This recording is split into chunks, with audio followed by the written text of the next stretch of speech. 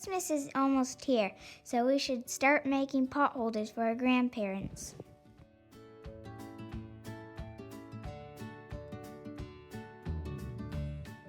Come join us on the farm as we make these braided pot holders. So grab your scrap fabric and rip it into long strips. Make about 50 of these, as many patterns as you want.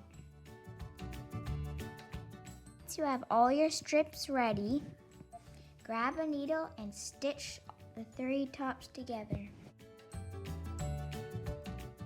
Ready, set, braid.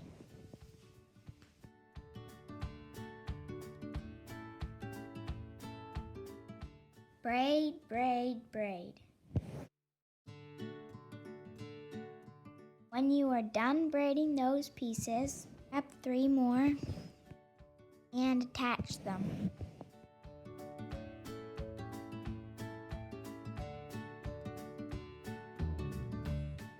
Here's how.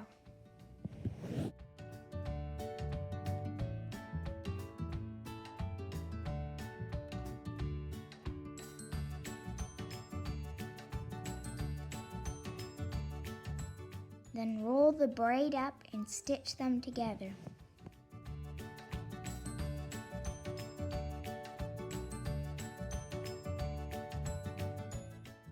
This is how to tie a knot.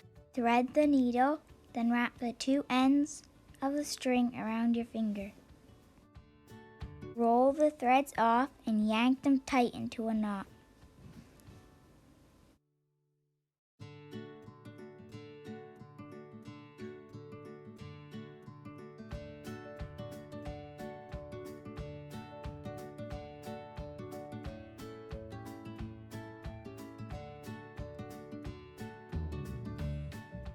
Stitch on the bottom.